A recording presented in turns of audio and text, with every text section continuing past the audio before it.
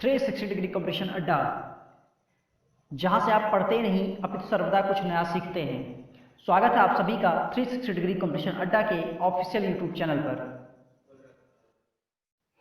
Hello dear viewers, आज 5 जून 2020 और हम डिस्कस करेंगे आज के मोस्ट इंपोर्टेंट करंट अफेयर और साथ ही साथ डिस्कस करेंगे उससे जुड़े स्टैटिक जीके को, उससे जुड़े स्टैटिक फैक्ट को और लास्ट में हम डिस्कस करेंगे उससे जुड़े एमसीक्यू को। तो आइए देखते हैं आज की फर्स्ट न्यूज, शुरू करते हैं आज का सेशन।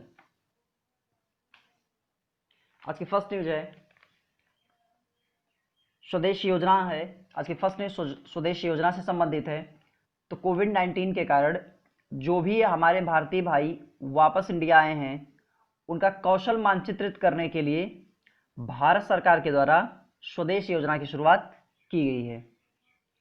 यह योजना कौशल विकास, उद्यमिता, नागरिक उड्डयन मंत्रालय और विदेश मंत्रालय की संयुक्त पहल है। यानी कि इसमें 3 मंत्रालय, कौशल विकास और उद्यमिता मंत्रालय, नागरिक उड्डयन मंत्रालय और विदेश मंत्रालय, ये तीनों जो है संयुक्त रूप से शामिल हैं इस पहल को शुरू करने के लिए।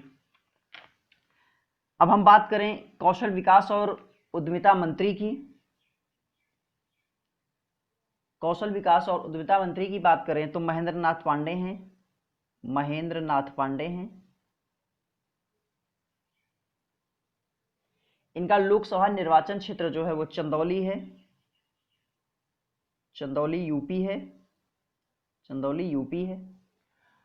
उसी क्रम में आगे हम देखें, आगे नागरिक उड्डयन मंत्रालय के राज्य मंत्री तो हरदीप सिंह पुरी हैं। हरदीप सिंह पुरी जो हैं वो उड्डयन मंत्री हैं, आपके नागरिक उड्डयन मंत्री हैं। और विदेश मंत्री की बात करें तो सुब्रमण्यम जयशंकर हैं। ठीक है, सुब्रमण्यम जयशंकर हैं विदेश मंत्री। आपके कौशल और उद्यमिता मंत्री महेंद्र नाथ पांडे हो गए। नागरिक उड्डयन मंत्रालय के राज्य मंत्री जो हैं वो हरदीप सिंह पुरी हैं। चलिए अगली न्यूज देखते हैं।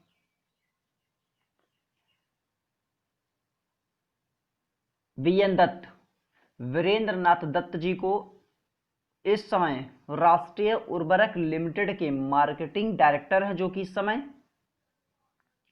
को कंपनी का अध्यक्ष और मैनेजमेंट डायरेक्टर एमडी नियुक्त किया गया है। आगे बात करेंगे राष्ट्रीय उर्वरक लिमिटेड के हेडक्वार्टर की। इसका हेडक्वार्टर कहां पर है तो नोएडा में है। नोएडा, ठीक है, यूपी, नोएडा यूपी में है। और इसकी स्थापना की बात करें तो 1 सितंबर 1979 को इसकी स्थापना की गई है। यानी कि राष्ट्रीय उर्वरक लिमिटेड की स्थापना 1979 में की गई है और इसका हेडक्वार्टर नोएडा, उत्तर प्रदेश है। अगली न्यूज देखते हैं। कृष्णेंद्र मजूमदार को वाफ्टा का अध्यक्ष नियुक्त किया गया है।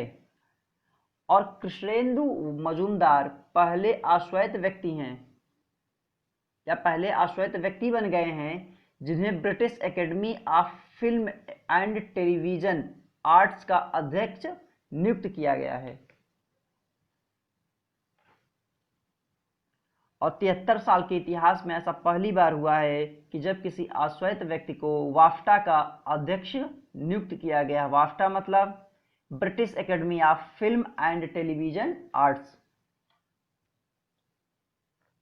एक एक न्यूज आप लोगों के लिए इंपॉर्टेंट है, सो नोट्स बनाते हुए रखें, बना करके रखें, सारे एग्जाम के लिए इंपॉर्टेंट है। चलिए नेक्स्ट न्यूज देखें। अगली न्यूज जो हमारी गूगल से संबंधित है। गूगल देखिए क्या है।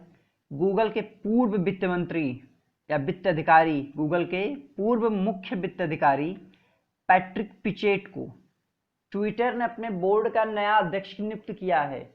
तो ट्विटर के द्वारा अपना बोर्ड अध्यक्ष नियुक्त किया गया है पैट्रिक पिचेट को, जो कि गूगल के पूर्व मुख्य वित्त अधिकारी रह चुके हैं।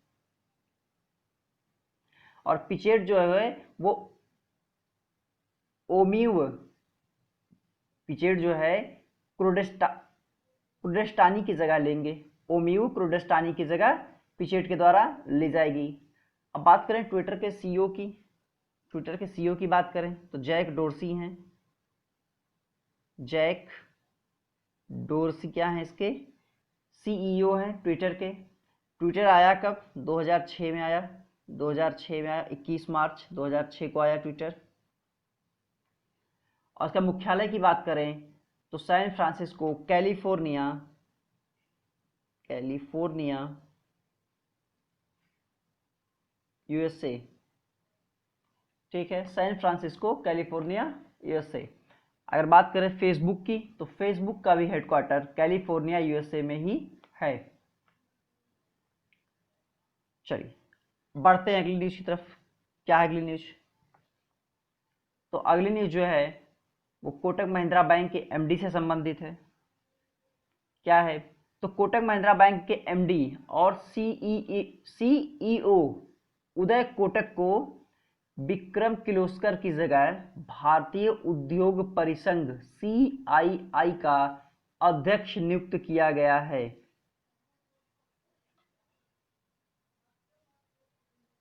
अगली न्यूज, आरबीआई की मंजूरी मिलने के बाद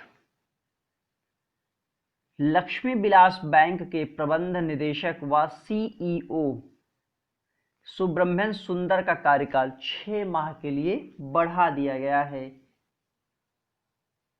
ये कार्यकाल तब तक के लिए बढ़ाया गया या तो अधिकतम 6 माह या फिर नया अध्यक्ष बनने तक, जो भी पहले लागू होता है उस पर वो लागू हो जाएगा। अब बात आरबीआई की हो रही है, थोड़ा सा इससे जुड़ा हुआ फैक्ट देखेंगे। तो आरबीआई की जब बात हो रही है तो आरबीआई के गवर्नर कौन है इस समय?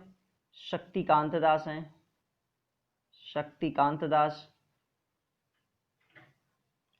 और ये 25वें नंबर के आरबीआई के गवर्नर हैं। आरबीआई के 25वें नंबर के गवर्नर हैं। अगर आरबीआई इसके मुख्यालय की बात करें, आरबीआई का मुख्यालय मुंबई में है। मुंबई में है। और इसके स्थापना की बात करें तो 1935 1 अप्रैल 1935 को आरबीआई की स्थापना कोलकाता में की गई थी। कहाँ? कलकत्ता में की गई थी। चलिए, उस समय कोलकाता कलकत्ता हुआ करता था। चलिए नेक्स्ट, और साथ ही देखेंगे इसका राष्ट्रीयकरण, आरबीआई का राष्ट्रीयकरण 1949 में किया गया है। 1949 में आरबीआई का राष्ट्रीयकरण कर दिया गया था। चलिए आगे, तो अगली न्यूज डब्ल्यूएचओ से संबंधित है। तो डब्ल्यूएचओ के द्वारा वर्ष 2020 के World No Tobacco Day awards की घोषणा की गई है। विश्व तंबाकू निषेध दिवस अभी आपने मनाया है 31 मई को, उसी से संबंधित न्यूज ये है। नेक्स्ट न्यूज देखेंगे, 1.5 करोड़ डेयरी किसानों के लिए भारत सरकार के द्वारा किसान क्रेडिट कार्ड अभियान की शुरुआत की गई है।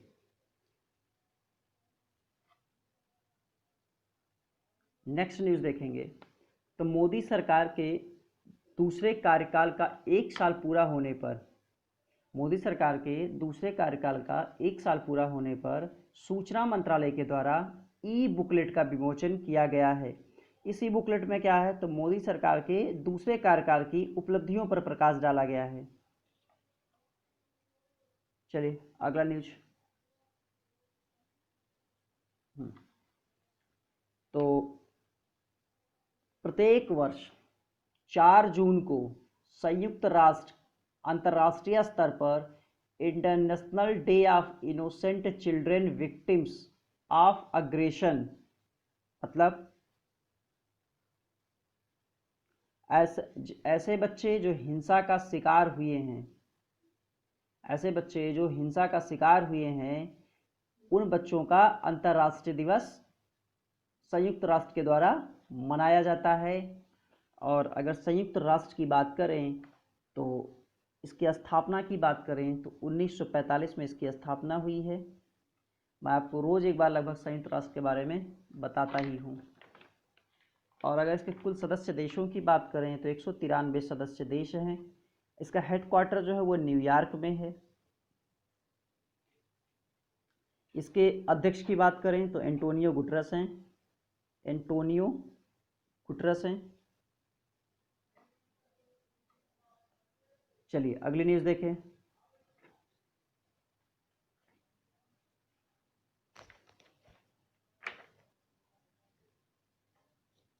तो अमेरिकी बास्केटबॉल खिलाड़ी वेस अनसेल्ड का हाल ही में निधन हो गया है। और वेस अनसेल्ड की बात करें तो वेस अनसेल्ड को नेशनल बास्केटबॉल एसोसिएशन का हॉल ऑफ फेम में भी शामिल किया जा चुका था। ऐसे खिलाड़ी थे जिसे national basketball association hall of fame में शामिल किया गया था। आगे देखें तो अगली न्यूज़ है,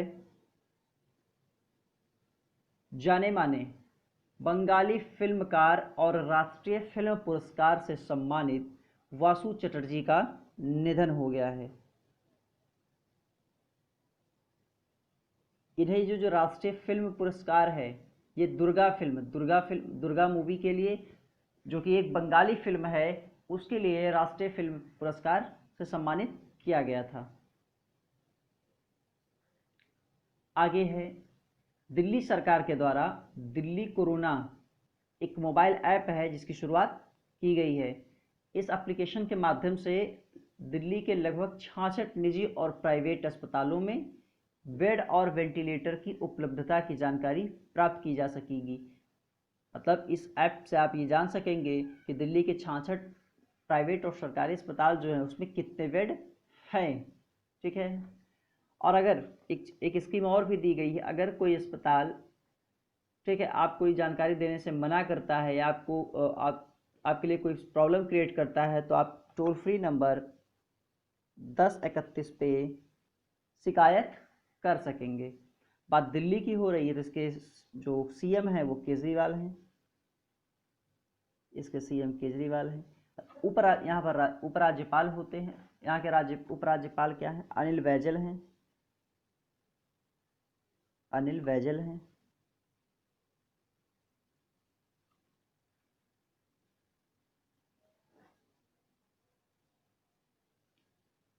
ये क्वेश्चन एमसीक्यू स्टार्ट हो रहा है। एमसीक्यू स्टार्ट होने से पहले आप लोगों को एक न्यूज़ और डिस्कस कर लें आप लोगों के साथ। एक न्यूज़ है, आवास और शहरी मंत्रालयों, ठीक है, आवास और शहरी मामलों के मंत्रालय द्वारा एक योजना शुरू की गई है। कौन सी योजना है? तो पीएम स्वनिधि योजना शुरू की गई है। पीएम स्वनिधि योजना, ठीक है, ये आवास और शहरी मंत्रालय के द्वारा शुरू किया गया है पीएम स्वनिधि योजना। पीएम स्वनिधि मतलब प्रधानमंत्री स्ट्रीट वेंडर आत्मनिर्भर निधि योजना। ठीक है, तो ये योजना शुरू की गई है। इस योजना में क्या होगा? तो इस योजना में जितने भी स्ट्रीट वेंडर्स हैं उनको सरलता से ऋण उपलब्ध कराया जाएगा। अब बात अगर हम करें केंद्रीय आवास और शहरी मंत्रालयों के जो मंत्री हैं वो कौन है? तो वो हरदीप सिंह पुरी हैं, हरदीप सिंह पुरी। और आज जैसा कि आप सबको पता है इंटरनेशनल इन्वायरमेंट डे है, 5 जून है। तो आप लोग को बतानी है कमेंट बॉक्स में कि इंटरनेशनल इन्वायरमेंट डे 2020 का थीम क्या है। चलिए शुरू करते हैं आज का एमसीक्यू का सेशन। तो आज का फर्स्ट क्वेश्चन है, हाल ही में विश्व साइकिल दिवस कब मनाया गया है? आपके ऑप्शंस हैं 2 जून, 1 जून, 3 जून, इनमें से कोई नहीं। आपका करेक्ट आंसर होगा 3 जून। नेक्स्ट क्वेश्चन, हाल ही में किस राज्य सरकार ने अपने महत्वाकांक्षी प्रोजेक्ट के फोन का ऐलान किया है? आपके ऑप्शंस हैं कर्नाटक, मध्य प्रदेश, केरल, इनमें से कोई नहीं। आपका आंसर होगा केरल। नेक्स्ट, हाल ही में पापुआ न्यू गिनी में भारत का नया उच्चायुक्त किसे नियुक्त किया गया है? आपके ऑप्शंस हैं अरुण सिंघल, सुशील कुमार सिंघल, रविंद्र सिंह ढिल्लो, इनमें से कोई नहीं। आपका आंसर होगा सुशील कुमार सिंघल। हमने कल पापुआ गिनी की बात की थी और बात किया था यहाँ के राजधानी का भी। तो यहाँ की राजधानी क्या थी? तो पोर्ट मोरेस्बी। तो पापुआ न्यू गिनी की राजधानी क्या है? पोर्ट मोरेस्बी है। और यहाँ के प्रधानमंत्री की बात करें तो जेम्स मरेप यहाँ के क्या हैं? प्रधानमंत्री हैं। और यहाँ की राजधानी पोर्ट मोरेस्बी है। चलिए नेक्स्ट। हाल ही में किस राज्य सरकार ने हर गांव में स्वास्थ्य मित्र नियुक्त करने की घोषणा की है?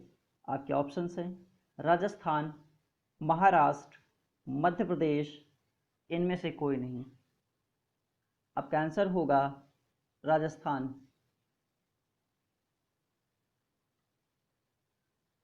नेक्स्ट। हाल ही में किसने सोदर नामक सोशल डिस्टेंसिंग ऐप लॉन्च किया है? हाल ही में किसने सोडर नामक सोशल डिस्टेंसिंग ऐप लॉन्च किया है? आपके ऑप्शंस है फेसबुक, गूगल, अमेजॉन, इनमें से कोई नहीं। आपका करेक्ट आंसर होगा गूगल। रवीश कुमार को किस देश में भारत का राजदूत नियुक्त किया गया है? आपके ऑप्शंस हैं ईरान, कुवैत, फिनलैंड, इनमें से कोई नहीं। आपका करेक्ट आंसर होगा फिनलैंड। हमने फिनलैंड के भी स्टैटिक जीके की कल बात की थी। एक बार फिर से आप याद रखिए इस चीज़ को कि यहाँ के जो प्रधानमंत्री हैं वो सना मारिन हैं।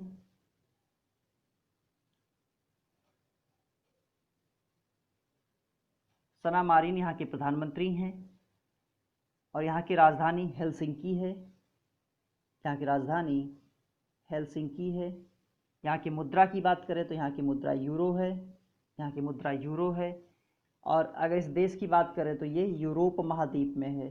ठीक है, आपका ये जो फिनलैंड है ये यूरोप महाद्वीप में है। यहाँ के राष्ट्रपति की बात करें तो साउली निनिस्तो हैं। साउली निनिस्तो।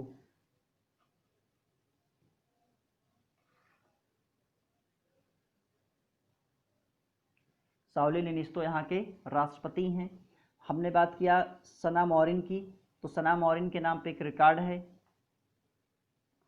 कि दुनिया के किसी भी देश की सबसे कम उम्र की प्रधानमंत्री बनने का जो खिताब है वो सना मॉरिन के नाम पर है, महज 34 वर्ष की उम्र में। नेक्स्ट, अगला क्वेश्चन है credit rating agency Moody's investors service के द्वारा भारत की सॉवरेन रेटिंग को Baa2 से घटाकर कितना कर दिया गया है? आपके ऑप्शंस हैं Baa4, Baa3, Baa1, Baa5। आपका आंसर हो जाएगा Baa3। देखिए हमने कल आपको बताया भी था कि सॉवरेन रेटिंग होती क्या है। तो सॉवरेन रेटिंग होती क्या है, जो इंटरनेशनल आपकी रेटिंग एजेंसियां होती हैं वो सरकार के उधार चुकाने की क्षमता का आकलन करती हैं। मतलब जो देश की सरकारें हैं, ठीक है, वो अपनी देनदारियों को समय पर चुका पाएंगे या नहीं चुका पाएंगे। अगर वो समय पर चुका पाने में सक्षम है तो रेटिंग अच्छी होती है, और अगर समय पे चुका पाने में असक्षम है तो उसे रेटिंग को क्या कहता है, खराब हो जाती है रेटिंग। और ठीक है, इसको क्या कहते हैं, इस रेटिंग को ही सॉवरेन रेटिंग कहा जाता है। जो ये रेटिंग मिलती है अच्छी या खराब, इस रेटिंग को ही सॉवरेन रेटिंग कहा जाता है। ठीक है, जिसमें क्या आकलन किया जाता है, उधार चुकाने की क्षमता का आकलन रेटिंग एजेंसियों के द्वारा किया जाता है, देश की सरकारों का। चलिए नेक्स्ट क्वेश्चन। आगे क्या है, सीबी जॉर्ज को किस देश में भारत का राजदूत नियुक्त किया गया है? आपके ऑप्शंस हैं Kuwait, Papua New Guinea, Britain, इनमें से कोई नहीं। आपका सही आंसर होगा कुवैत। हमने कल कुवैत की भी बात की थी। यहाँ की राजधानी थी कुवैत सिटी। कुवैत सिटी यहाँ की राजधानी थी। ठीक है, और यहाँ का मुद्रा जो था वो कुवैती दिनार था। कुवैती दिनार यहाँ की मुद्रा थी, ठीक है।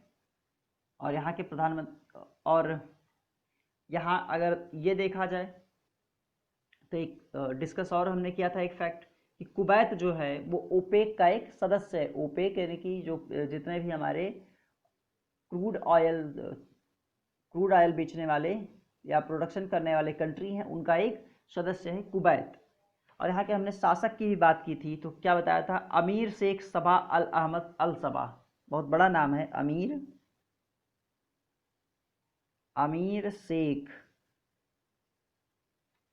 शेख सबा अल अहमद अल सबा, ये यहाँ के शासक हैं। चलिए नेक्स्ट न्यूज। गायत्री आई कुमार को किस देश में भारत का उच्चायुक्त नियुक्त किया गया है? आपके ऑप्शंस हैं ब्रिटेन, अमेरिका, नेपाल, इनमें से कोई नहीं। आपका सही आंसर हो जाएगा ब्रिटेन। कल हमने ब्रिटेन के बारे में भी चर्चा किया था कि बोरिस जॉनसन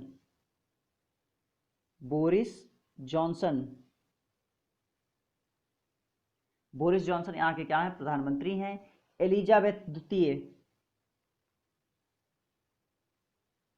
एलिजाबेथ सेकंड जो है यहाँ की महारानी हैं, ठीक है। यहाँ की मुद्रा जो है वो पाउंड है, यहाँ की मुद्रा पाउंड है। चलिए आगे देखें।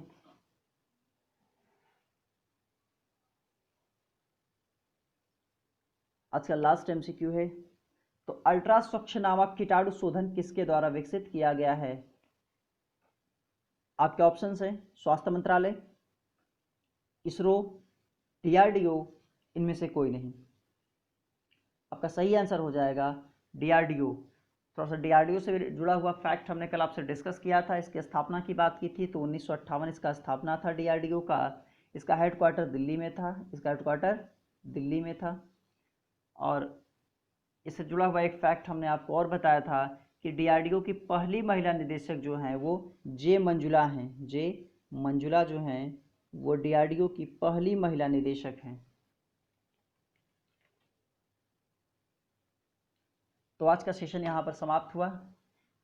ज़्यादा से ज़्यादा वीडियो को लाइक कीजिए, शेयर कीजिए, और जिन्होंने अभी तक चैनल को सब्सक्राइब नहीं किया है वो चैनल को सब्सक्राइब करें, बेल आइकन को प्रेस करें, ताकि हमारी आने वाली सारी नोटिफिकेशन आपको मिलती रहे। और हाँ, एक मिनट, हमने जैसा कि आपको कह रखा था पहले से ही कि जो आपका जेल वार्डन या फायरमैन या घुड़सवार पुलिस, उत्तर प्रदेश पुलिस का फॉर्म था, आपने फिल किया था, उसका जो है एग्ज़ाम डेट आ चुका है, ठीक है। हमने आपको सूचित कर दिया था कि सितंबर माह के लास्ट हफ्ते में आपका एग्ज़ाम होना सुनिश्चित हुआ है। तो आप क्या करेंगे, आपको उससे संबंधित सारी तैयारी जो है, एग्ज़ाम से संबंधित तैयारी कराई जा रही है आपके अपने चैनल 360 डिग्री कॉम्पिटिशन अड्डा पे, ठीक है।